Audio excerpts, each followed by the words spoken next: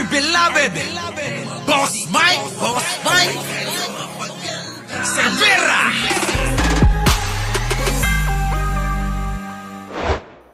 Offense si SP Cheese Escudero ayon sa isang election lawyer dahil sa 2022 campaign contribution ng isang contractor na sangkot ngayon sa flood control projects anomaly.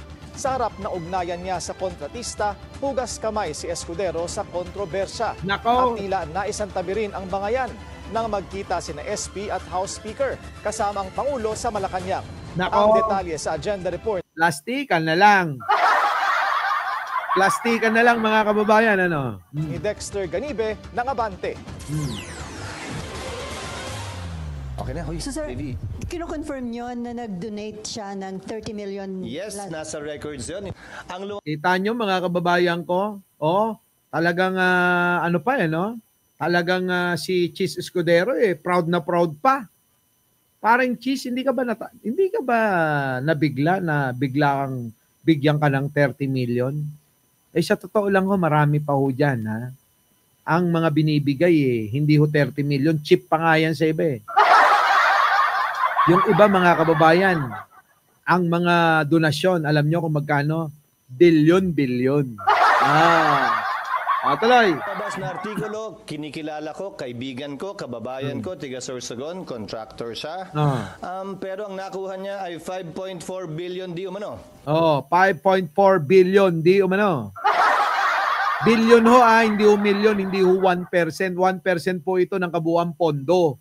Pero ho mga kababayan ko, yung 1% na yun ay nagkakahalaga ng kulang-kulang 6 na bilyon. Kinumpirma mismo ni Senate President Cheese Escudero kahapon ang 30 million pesos na donasyon ng kanyang kakilala, kaibigan at kababayan na si Lawrence Lobiano ng Center Waste Construction and Development Inc. noong tumakbo siya sa pagkasenador taong 2022. Ang Center Waste ay kasama sa top 15 sa listahan ni PBBM na nakakuha ng malaking budget para sa flood control project sa nakalipas na 5 taon. Grabe no mga kababayan ko no. 1 bilyon nga lang isang taon, mga kababayan, dami na niyan Sa totoo lang. Ay sigurado mga kababayan sa 1 bilyon na yon, kung kikita kayo ng 20%, mga kababayan, magkano yon? 200 million agad yun. 200 million agad yun. Meron nga akong kakilala, mga kababayan contractor din yun, pero legit yun, legit na contractor. Alam nyo tropa ko yun mga kababayan. Dati naka-pick up lang na bulok yun. After, ilang taon na ba? After mga 4 years, 3 years, mga kababayan, naka ano na yun? Naka Land Cruiser na yun. After 10 years, mga kababayan, naka sports car na yun. Hindi lang isa, hindi lang dalawa. Marami. After 10 years, mga kababayan, ay after 15 years, 20 years, grabe. Hindi nyo na matawaran kung gaano karami ang pera Sabi niya, Mike, gusto mong tumakbo? Kahit lang, party list lang. Magbibigay ako sa'yo ng pondo. Sabi ko, hindi na, sarilinin mo yan, pinaghirapan mo yan. Di ba? Kita nyo mga kababayan ko. Iimbitahin ako nun mga kababayan. Ako lang. Sa lahat ng mga naging kaibigan niya, ako lang hindi nang iwan Papupuntahin ako nun sa bahay niya, mga kababayan ko. Kami lang dalawa, nagkukwentuhan, magdamag. Ganun. Hindi ho nakakalabas ng bahay basta-basta. Grabe, matindi yun. Sobra, mga kababayan. Sobra. Sa panty list na lang ako. Ito na.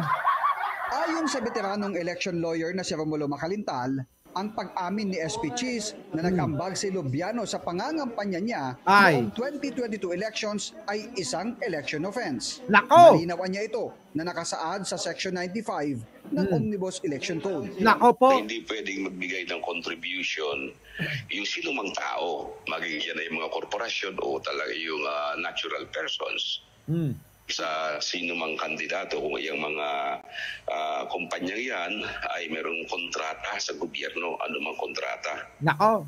na nagbibigay ng mga services o kaya nagsusupply ng mga goods, yung mga supply, government supplies, yan ay bawal yan. Hindi po pwedeng magbigay ng ganyang uri ng contribution. Nako po. Hindi rin anya maaring lusot ng mga komandidato sa eleksyon na tumanggap ng kontribusyon mula sa mga kontratista ng gobyerno ang katwiran na wala namang mga inaprobahang kontrata o proyekto ang gobyerno sa panahon ng election period. Nako, yari kayo dito kay Attorney Makalintal, magaling din yan. Diba, mga kababayan, ano? Dahil pinagbabawal ito ng COMELEC. Kahit na tumigil siya kung halimbawa sa ito, pero dati naman siya nagsusupply sa gobyerno, ay yan ipapasok pa rin dahil siya ay isa ng supplier o isa siya sa mga duly accredited na supplier ng ating pamahalaan. Ay, naku, maraming ganyan. Kay mayor, kay congressman, kay governor. Diba? Ay, naku, maraming kontratista. Kay mayor, nagbibigay sila. Pansinin niyo mga kababayan yung mga proyekto nila. Sila-sila. Ay, grabe. Oo. Grabe talaga. Kaya nga kapag malakas ka kay mayor, sigurado yayaman ka. Lalo na kapag ikay kontratista. Diba? Lahat ng proyekto niya, sa'yo, bagsak niyan. Sigurado.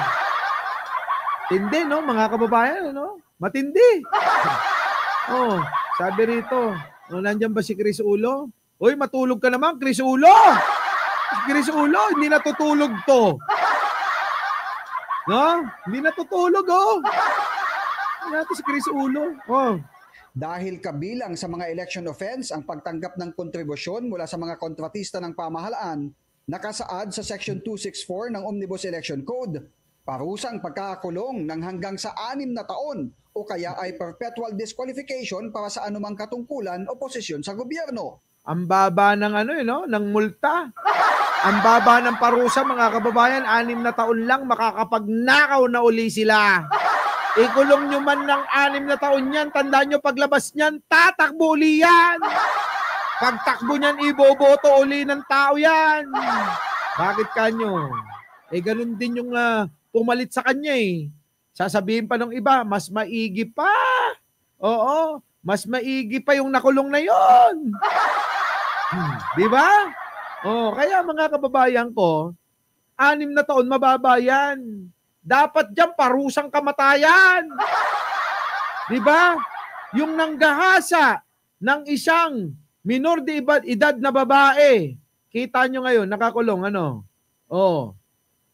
dapat parusa nun, parusang kamatayan Di ba? Tapos, yung nanggahasa sa kaban ng bayan, abay mababa. Dapat mas matindi yun. Kasi ang ginahasa ng mga politikong yan ay yung kinabukasan ng taong bayan. Dapat yun Dapat baguhin yun Pabigatin. Oo, pabigatin. Sa dapat garutihin No, mga kababayan, dapat igarote sa harap ni Rizal. Ganon. Yung tinatalokbungan, tapos gagarituhin ng ganon, gagaroting ganon, di ba? Ewan ko na lang kung mayroon pang nagnakaw. Di ba? Yung firing squad kasi, pag medyo mabilis-bilis yun. Pero yung dinadahan-dahan mo, mga kababayan, yung sinasakal mong gano'n, hanggang mamatay, Diba, May hirapan lang kayo. Alam nyo kung kanino? Sa liig ni Harry Roque. Oo. Hindi nyo na alam kung ano yung liig at saka yung batok At saka kay Sarah, may hirapan din kayo sa liig niya. Diba?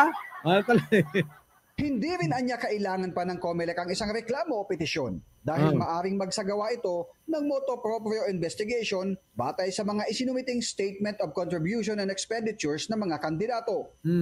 kung may nalalaman ng COMELEC na isang bagay na maaaring may kaugnayan sa halalan na may paglabag sa election law, dapat yan tinitingnan ng COMELEC kahit walang petisyon. Yan ang sabi ng ating Korte Suprema. Kahit walang nagpipetisyon, kung sa pag-i-examine ng COMELEC ay may nakita silang paglabag, dapat nagkakaroon sila ng motu proprio investigation. Una nang tinawag ni SP Cheese na malisyoso ang mga artikulo na nag-uugnay sa kanya at sa pagkakopo ng Center Waste Construction na malaking budget para sa mga flood. Ang gagaling nila magsinungaling, ano? Napakagaling nila magsinungaling, mga kababayan. Ekspertong-eksperto sila. Akala mo mga banal talaga. Oh? Kung magpaliwanag, mga kababayan, oh, sanay na sanay. Oh. Na, wala akong kinalaman dyan, Eka. Maayos ako nagsiservisyo, Eka. Mga santo. Oo. Mga santo, mga kababayan. Control project ng gobyerno. Ilang araw lang matapos pangalanan ni PBBM na kabilang ang dating campaign donor ni SP Cheese sa mga kontratista sa flood control project, ay nagkasama sa Malacanang sina SP Cheese, PBBM at House Speaker Martin Romualdez. Oh, magkakatabi pa kayo. Ha? Magkakatabi. Oh. Diba?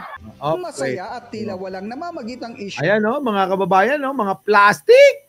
Oh, tingnan nyo, mga kababayan, oh. Oh, siguro nagbubulungan yan, mga kababayan. Ano? Oh. Ilang araw lang matapos pangalanan ni PBBM na kabilang ang dating campaign donor ni SP Cheese sa mga kontratista sa flood control project, ay nagkasama sa Malacanang sina SP Cheese, PBBM at House Speaker Martin Romualdez. Kita nyo, nandito pa to. Ito, yung nagsabi, mga kababayan, na, talunin nyo na lang si Sara sa 2028, tatanga-tanga rin to eh. Alam nyo, hindi. Iba yung sinasabi nyong eleksyon. Ang hinahanap namin dito, yung pananagutan niya. Yung kung saan napunta yung mga kwarta. Yun eh. Bakit ipapasok niyo yung eleksyon? Diba? Sigurado namang matatalo yun. Ang hinahanap namin pananagutan. Pananagutan sa mga ninakaw na kwarta ni Sara. Tama, mali? Yun. Tuloy. Para sa isang aktibidad kahapon. Nako, mga plastic. Siguro, nagbubulungan dyan. Kayo naman binabanatan nyo ako Diba, Hargon? Ano? Kayo naman, binabanatan nyo ako Mas malaki nga kinita nyo Diba? Huwag naman ganun. Pare-parehas lang naman tayo malaki pa nga kinita nyo kaysa sa akin Tapos ako binabanatan nyo